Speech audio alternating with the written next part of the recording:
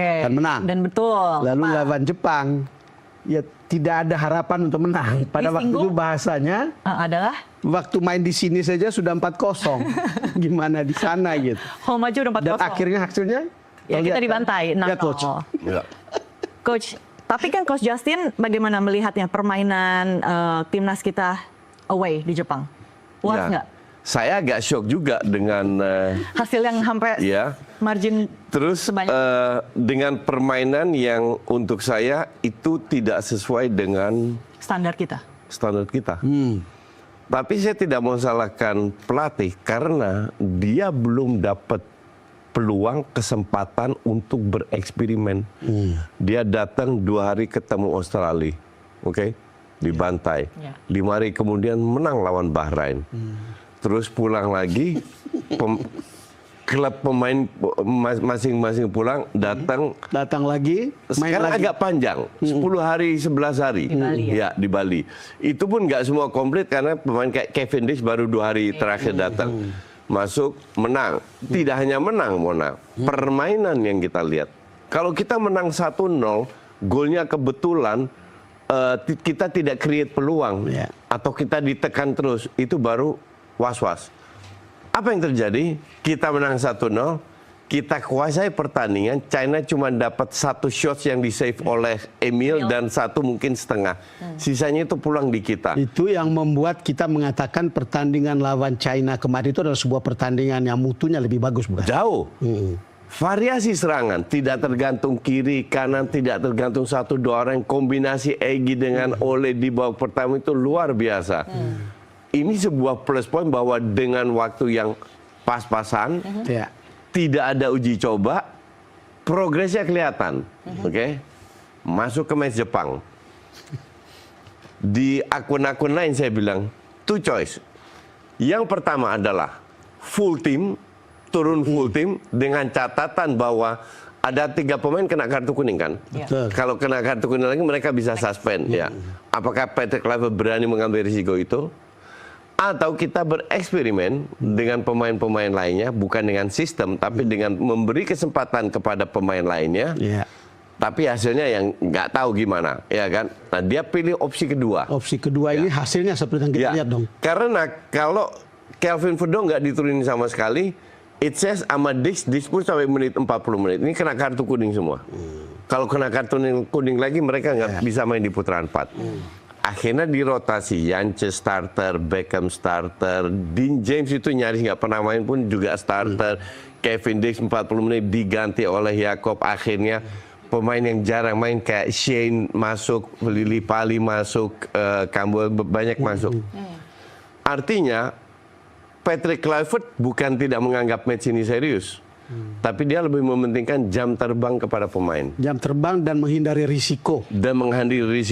Oke, 1. Dia bisa melihat sepak bola ini kan bukan cuman skill. Ini masalah mental, ini masalah disiplin, masalah fighting spirit. Pemain kita itu bekerja keras, tapi not organized. Oke. Nah, wait, pemain kita itu bekerja keras tapi non organized. Yang terlihat di lapangan seperti di lapangan itu kemarin. Mungkin karena chemistry-nya belum dapat, ada beberapa pemain baru. Oke. Jadi kayak nggak organized aja. Kalau di Belanda itu ada istilah "verlopen achter de feiten." Apa itu? Artinya kita mengejar realita. Jadi realitanya ini Jepang nih. Nah, kita kejar-kejar aja di belakangnya. Oke. Artinya ini bukankah tugas dari pelatih untuk memetakan strategi bagaimana kalau misalnya melawan China seperti ini, melawan Jepang seperti ini? Betul, setuju. Dan menggabungkan kekuatan masing-masing individu, pemain yang materinya memang sudah bagus, agar bisa secara kolektif lebih bagus lagi. Iya, betul. Kalau di dalam praktek segampang dalam teori, kita udah lolos Piala Dunia dari kapan tahu. Dan begitu juga Bahrain dan China yang nggak lolos, realitanya kan nggak seperti itu. Makanya saya bisa mengerti sekarang ketika orang mengeritik kita itu seperti main tidak punya pola kemarin di Jepang, benar kah? Nggak, punya pola iya, tapi pola yang salah. Salah gimana, Coach? Nah, kita flashback sedikit. Match pertama lawan Jepang, dia harusnya lihat dong. Kita main bertahan di kandang 4-0 kalah. Match Itu kedua, main bertahan tuh. Main bertahan. Match kedua juga mungkin 10 menit kita berusaha keluar. Bertahan juga. Parkir bus ya? Parkir bis. 5-4-1. Pada saat ketemu tim yang jauh di atas kita, ibarat kalau mereka datang silakan masuk, kita kasih space mereka bermain. Dan harus diakui juga, orang kan bilang, ya waktu lawan kita di GBK, Jepang tampil full tim, sekarang enggak. Saya nonton Apa Jepang, jawabannya? saya nonton Jepang itu udah tahunan, puluhan tahun, oke? Belum pernah lihat Jepang main sedahsyat kemarin. Gila itu Jepang. Padahal bukan full pilar ya pemainnya. Bukannya Bukan full semua, tim, tapi lagi on fire aja. enggak, bukannya semua berpikir bahwa pertandingan ini tidak menentukan lagi. Mungkin, tapi setelah Jepang lolos, mereka ketemu Saudi. Saya nonton juga, ibarat jalan kaki, nggak ada lari-larinya. Serius. Jalan-jalan. Malah mainnya santai banget. 1-1 loh skor di Jepang. Saudi yang kita kalahkan dan sekali seri. Oke? Lawan Australia, main gigi 1. Australia ngotot karena harus lolos kan. Australia ngotot, akhirnya di menit-menit terakhir dapat 1 gol Australia. Main santai. Endo sama Kubo pemain bintang mana dicadangin lawan Australia. Lawan kita turunin semua dong.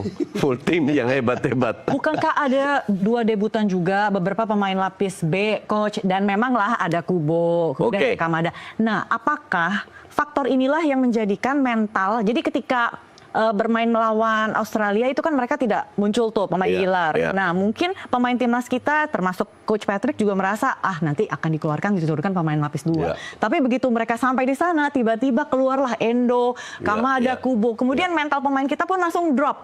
Jadi belum main itu udah sebenarnya enggak. Seorang pelatih nggak boleh bertindak sebagai paranormal bahwa dia tahu siapa yang akan diturunkan.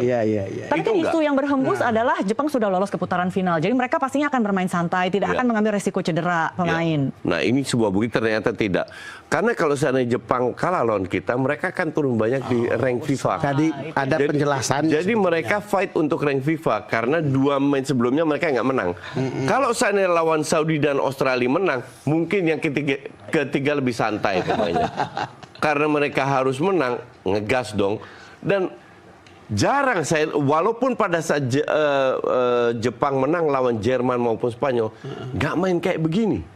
Ini benar-benar match yang eksepsional. Sampai kita press mereka di ruang kecil aja, lolos saja. Bola itu sampai semua nempel di kaki, almost perfect lah. Sekarang pertanyaan saya, Coach, apakah ada faktor non teknis yang mempengaruhi permainan kita gitu ketika melawan Jepang? Murni kalah kualitas.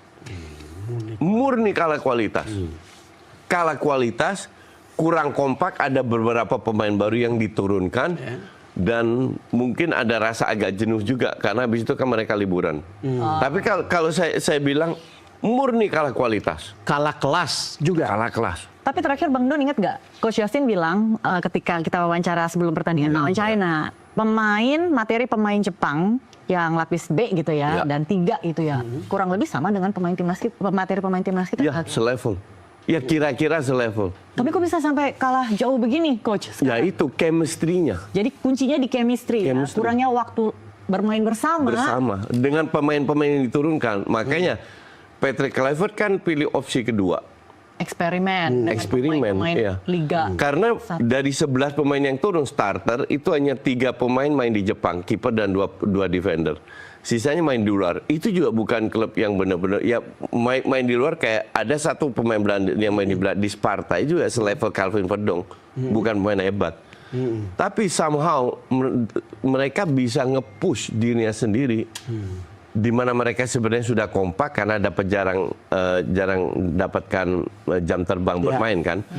Tapi sama di match kemarin kayaknya dipaksa pelatihnya untuk menang, nggak boleh kalah lawan Indonesia karena biar mereka tidak turun dari ranking. Iya, kalau dari ranking kan sekarang Jepang ranking 15 ya. Dan kita di 120-an kalau tidak salah kan. Iya.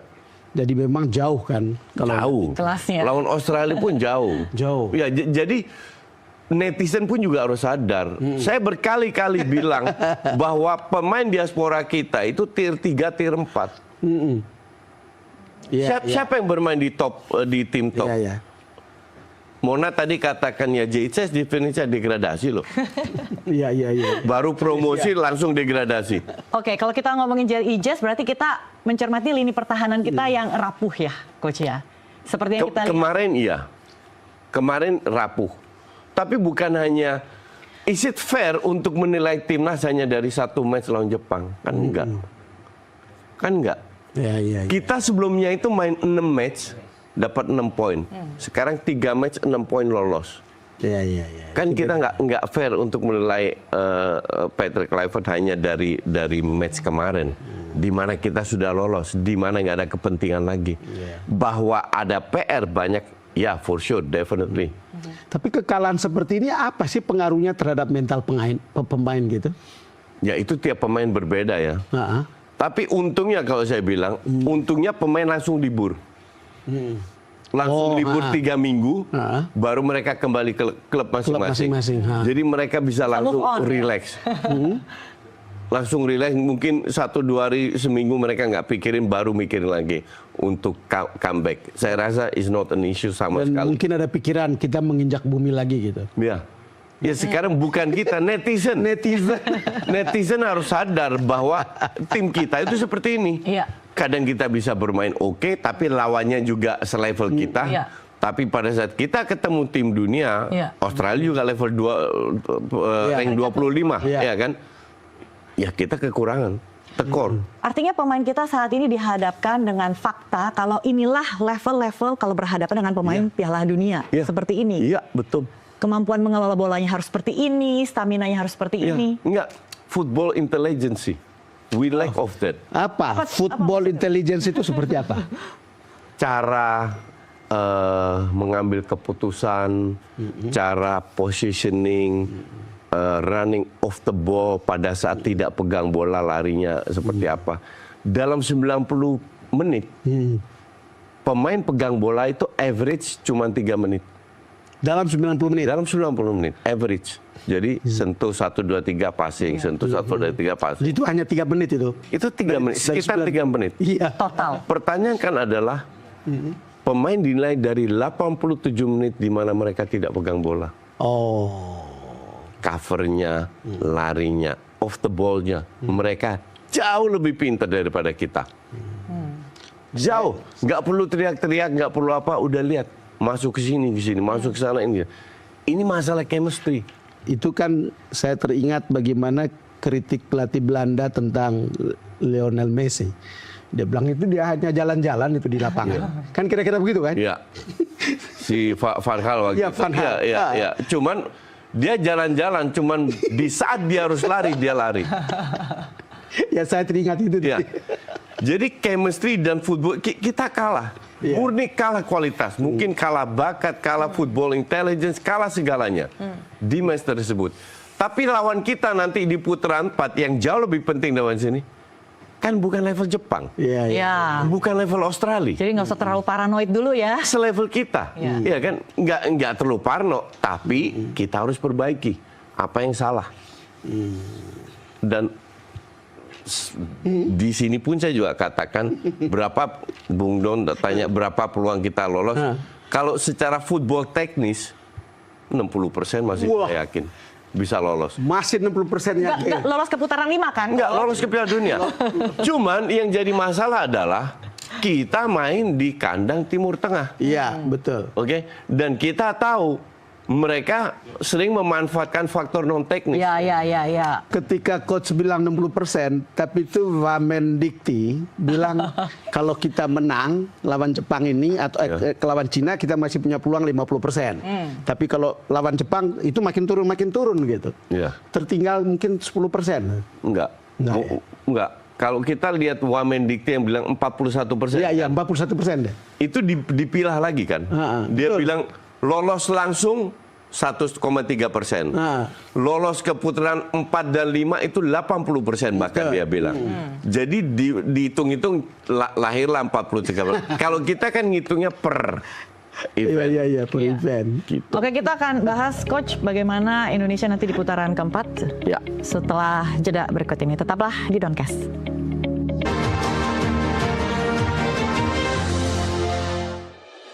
Kembali di Doncast masih bersama kami di studio Coach Justin. Kita mau ngomongin soal kans timnas Indonesia di putaran keempat. Kira-kira kansnya sebesar apa sih? Oke, ini kasus kan agak aneh ini putaran 4 ini.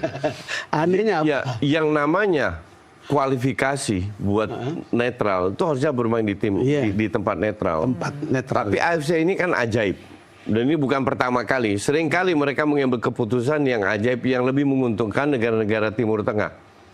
Itu kenapa bisa that's the begitu fact. ya? Karena pengurus mereka banyak dari Timur Tengah dan lobby mereka bagus dan duit mereka jauh lebih kencang.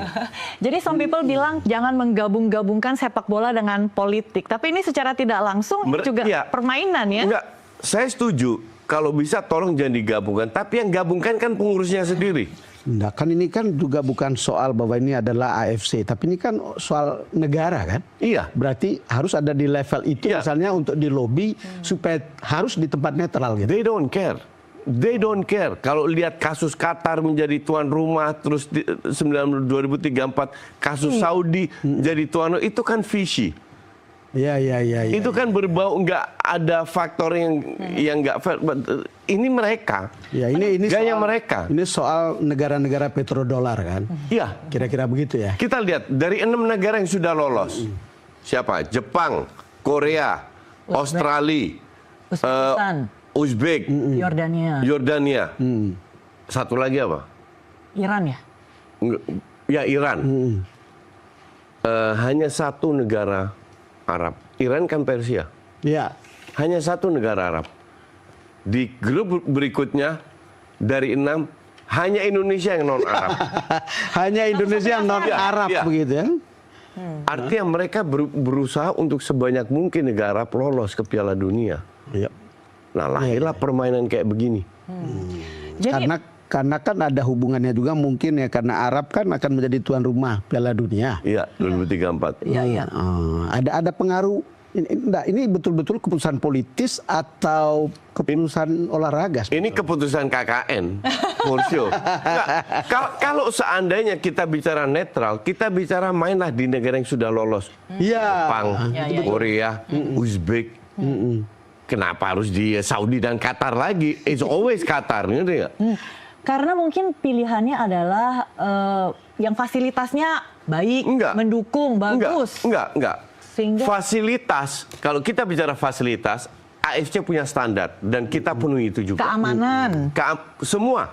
AFC punya standar baku dan kita memenuhi standar itu.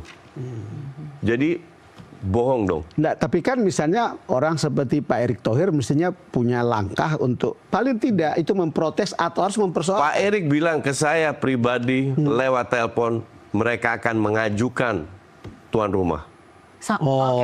Jadi tuan rumah. Ya. Saya bilang, loh Pak, kan bisa ditunjuk. Enggak, kita tetap mengajukan. Oh, kita yang mengajukan tuan rumah. Karena di website AFC sama FIFA nggak ada itu tuan rumahnya siapa. Sekarang begini, memang kan pertandingan di babak keempat ini kan melawan negara-negara Arab kan sebetulnya. Iya. Kalau kita lihat membandingkan antara kemampuan sepak bola kesebelasan negara-negara Arab ini teluk ya dengan Jepang misalnya, apa yang berbeda? Ya, beda kelas. Beda kelas. Beda kelas. Jauh. Ya. Beda segala segi. Kalau pola permainan juga, Coach? Enggak. Pola permainan is one thing. The other thing is ada bagaimana menjalankan pola permainan. Kan beda. Ya. Kalau soal tactical itu pelatih itu hebat semua lah.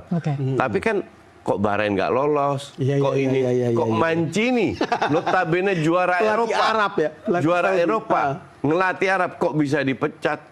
Karena tactical is one thing, eksekusi, finishing, bukan menjalankan tactical ini dua hal yang berbeda. Nah, untuk bisa melakukan itu, Patrick sudah membuktikan dalam dia hanya butuh 3 match untuk mendapatkan 6 poin dan membawa kita lolos. Tapi sekali lagi ini bukan tukang sulap, bukan David Copperfield kan. Ini Patrick Kluivert dalam arti dia butuh waktu kan. Friendly match, beruntung kita dapat friendly match, kita akan main di Surabaya lawan Kuwait dan Lebanon. Nah, disitulah saya harap berubah dengan gaya sekarang. Nah, kalau lihat ya, negara-negara teluk sepak bolanya kan kita udah tahu. Indonesia pernah mengalahkan Saudi, mengalahkan 4 kali main, 2 kali seri, 2 kali menang. Kalau lihat seperti itu, sebetulnya tadi kan coach bilang kans kita itu 60% gitu. Kalau saya turunin jadi 50% gimana? It's okay. Dalam arti secara teknis kita nggak kalah lawan mereka. Yang kita nggak bisa pegang kan non teknis. Oke. Jadi penentuan tuan rumah itu akan berdampak ya setidaknya terhadap bagaimana nanti timnas Indonesia melawan calon di berdampak di atas kertas. Berdampak di atas kertas bahwa mereka main di kandang mungkin fansnya lebih banyak atau apa. Ada lagi nggak soal non teknis tadi itu? Yang membuat mereka bisa suap lah. Oh iya. Cerita suap wasit. Atau bagaimana mungkin pemain-pemain Timur Tengah itu bisa memancing emosi pemain kita, kan sudah pernah terjadi sebelumnya ya Coach? Kalau itu nggak segampang itu. Selama wasitnya netral oke-oke aja. Nah tapi jadi masalah wasitnya? Ya, saya bisa kasih 2 contoh. Qatar lawan India, oke? Qatar lawan India. Itu bola di deket tiang kiper gawangnya India. Qatar masuk, bola itu udah segini out, setengah meter. Sudah out. Out. Dibiarin loh. Tapi kan tidak pakai VAR. Iya. Nggak tahu ada VAR atau nggak. Intinya adalah out setengah meter, dibiarin masuk, Qatar cetak gol. Kita lawan Bahrain. Iya. Perpanjangan waktunya. 6 menit injury time dikasih 50% ekstra jadi 9 menit. Padahal dalam 6 menit tidak ada kejadian yang signifikan yang membenarkan wasit untuk memberikan ekstra 50% 3 menit. Nggak ada. Intinya adalah bahwa sepak bola itu bukan matematika, nggak bisa diprediksi siapa yang lolos, dan tergantung banyak faktor. Uzbekistan itu orang kaget Uzbekistan, saya nggak kaget, karena kalau lihat youth mereka main itu luar biasa. Dari youth sudah dipupuk, hasilnya sekarang. Jadi dalam pertanyaan saya sebetulnya begini Coach. Kalau kita bicara tuan rumah ya udah misalnya seperti itu. Apa yang harus dipersiapkan oleh seorang pelatih tentang pemain kita, technical maupun mental? Untuk 4 itu, ya. Mental saya rasa nggak ada masalah. Oke. Teknik ya, nggak ada masalah. Yang membuat masalah untuk saya itu technical. Oh, technical. Apa bedanya teknik dan technical? Ya, teknik adalah kemampuan seorang pemain untuk mengelola bola. Dalam arti passing dan lain-lain lah. Tactical adalah sebuah skema yang harus dimainkan oleh pemain untuk menjalankan. Tactical terbaik adalah skema di mana kualitas bermain bisa bermain maksimal. Oke? Ya. Menurut saya sekali lagi mungkin ini orang bilang subjektif. Oke, ini pendapat saya pribadi subjektif. Saya merasa kita nggak cocok untuk main 3-4-3. Oh, 3-4-3 kita nggak cocok. Ya. 3-4-3 itu sangat sulit. Itu butuh kekompakan yang luar biasa, butuh timing yang luar biasa, karena space-nya terlalu besar dan kerja keras yang luar biasa. Contoh. MU 1 tahun main 3-4-3, rank 15 loh. Kalah mulu ya. Nah, itu berarti baiknya gimana? Kita harus 4 di belakang begitu? Kita main sesuai dengan kebiasaan pemain. Kapasitas, yaitu main 4 back. 4-3-3. 4-3-3. Karena kita lihat pemain kita yang di belakang diaspora. Kelvin Verdong, Kevin Dix, Meiselhurst. Itu main 4 back terus di klubnya. Hanya Itses yang main 3 back. Oke. Kita bicara siapa lagi? Tom Haye, Joy Pelupesi. Main biasanya 4-3-3. Jadi tidak jadi rata-rata mayoritas dari pemain yang ada itu main 4-3-3, 4-2-3-1 atau 4 back. Kalau main di negara teluk, kita kan satu pot dengan Oman ya. Jadi jadi lawan Oman kita nggak ketemu. Kita mungkin artinya Saudi, Qatar, Irak, UAE.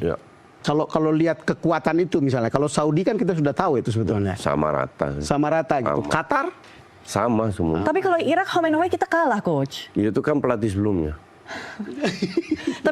Tapi pemain kita kali ini sudah muncul Joy Pelupesi, sudah lebih bagus. Lebih bagus. Ya, dan makanya taktikal harus berubah. Jangan main bertahan lah. Kita kalah lawan Jepang juga mainnya sebenarnya sama dengan pelatih sebelumnya, main parkir bis lah. Karena kita nggak tahu harus ngapain. Kita harus keluar, kita harus menyerang. Kualitas pemain kita itu menyerang. Tapi apakah mungkin filosofi pelatih Belanda itu tidak sama dengan pemain-pemain kualitas atau materi pemain kita dan kebiasaan pemain timnas Indonesia? Enggak, mayoritas yang jadi starter ya, 11 pemain itu kan 80-90% pemain Belanda. Atau main di luar. Tapi akhir-akhir ini kan banyak yang diturunkan pemain Liga 1, Coach. Ya kan buat eksperimen, kasih jam terbang aja. Dan nanti di 2 uji coba ini akan terbukti. Jadi kita uji coba lawan Lebanon dan Kuwait. Oh, Kuwait. Jadi betul-betul permainan negara teluk juga lah. Negara teluk. Cuman saya bilang, Pak Erik, kita nggak ada match away. Dia bilang kayaknya nggak bisa, jadi main di Surabaya. Permainan untuk friendly match ini kira-kira bisa diperbanyak nggak ya? Nggak bisa. Kenapa? Karena terbentur dengan agenda FIFA.